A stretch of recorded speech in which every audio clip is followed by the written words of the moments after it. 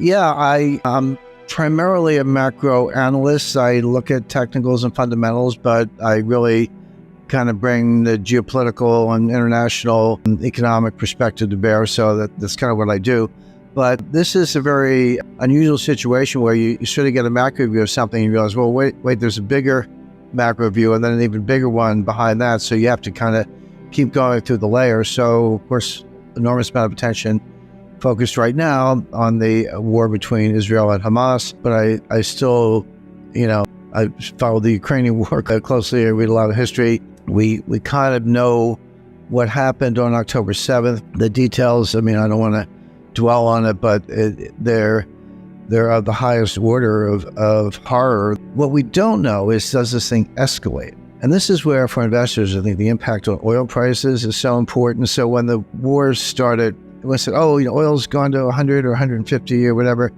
It hasn't, and there was no particular reason to think that it would. What did happen is oil prices, they went up a little bit. I think like $85, maybe $88 a barrel, but they kind of stabilized. But now put this in the global economic context, particularly the United States, gasoline consumption is dropping in the United States. The consumers sort of tapped out. They were spending their savings and using up their credit cards. Well, there are limits to that. Your savings get to zero and your credit card is tapped out and you can only make the minimum payment.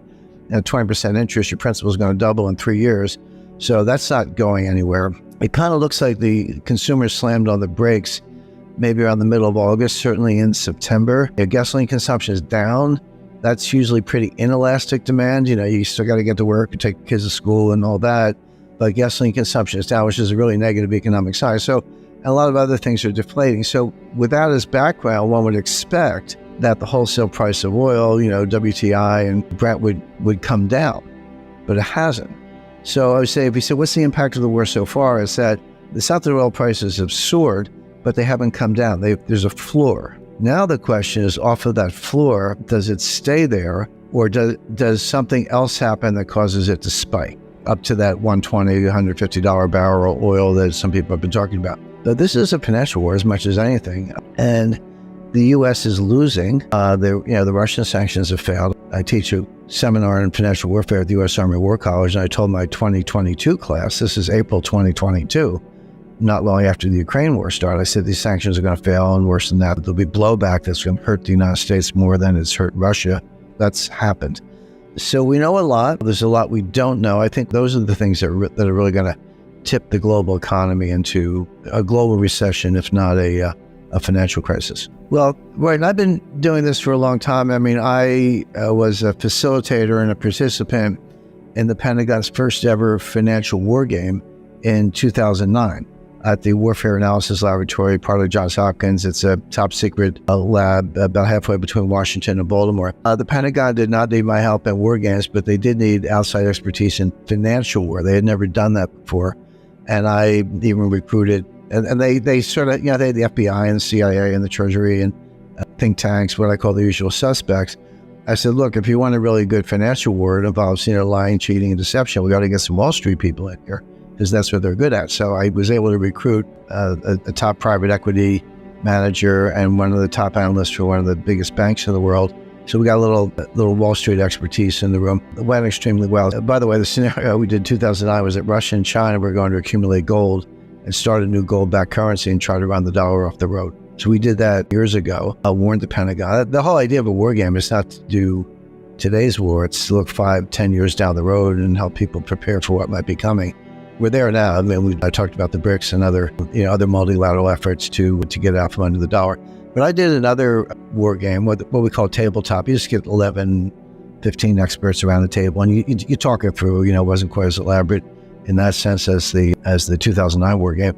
But I was sitting one seat away from one of the top officials at the United States Treasury. He was like the dollar guy, liaison to Asia, Japan, and China, and so forth. So I basically tell them the greatest threat to the dollar doesn't come from overseas. It comes from the United States itself. We're the ones destroying the dollar by overusing sanctions. And that's what I said at the time. I said sanctions can be effective, but when you overuse them, you create an incentive for your adversaries to get out from from under the dollar system to come up with alternatives. Easier said than done, takes a long time, but they begin working on that because they don't want to be the next victim. If you say, what was this, I hate to use cliches, but the straw that broke the camel's back is when the United States froze about $250 billion of treasury notes and securities owned by the Central Bank of Russia.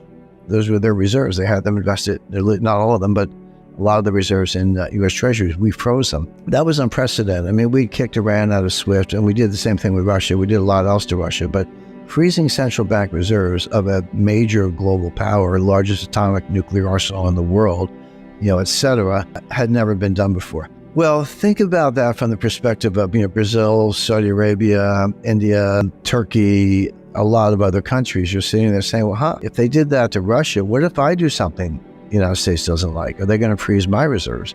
And the answer is maybe yes.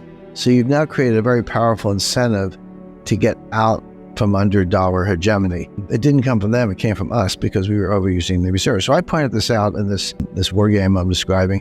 And this Treasury official, he kind of like slammed both hands, like face down on the table, like boom, like that. He goes, the dollar has been the global reserve currency. It is the global reserve currency today, and it will always be the global reserve currency. And I turned to him and said, I feel like I'm in Whitehall in 1913 listening to John Bull say sterling is the global reserve currency and it always will be. And then, 30 years later, it was done. But you can't get through. I mean, I always get the meetings. I mean, I've been in the Pentagon Office of Net Assessment, which is their futurist think tanks. I've been in the Treasury and the Fed, et cetera. The only people who kind of understand what I'm saying are the military and the Office of Secretary of Defense, because as I say to them, I say, when the rest of the government screws up, it ends up in your lap.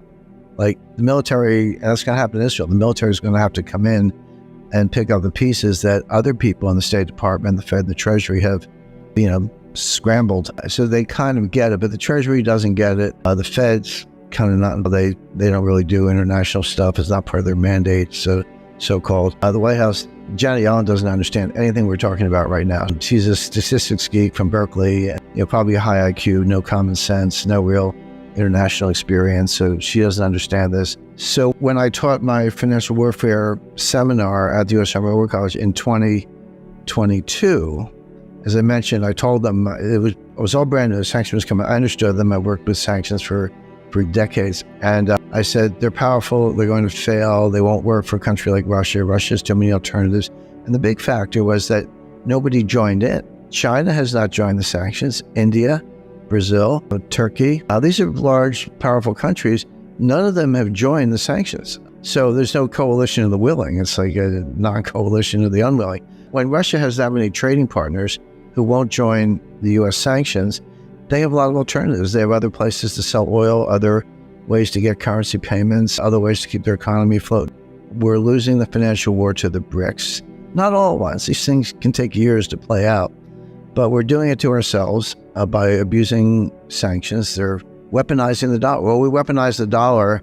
You should expect that trading partners are going to weaponize back. And that's what's happening.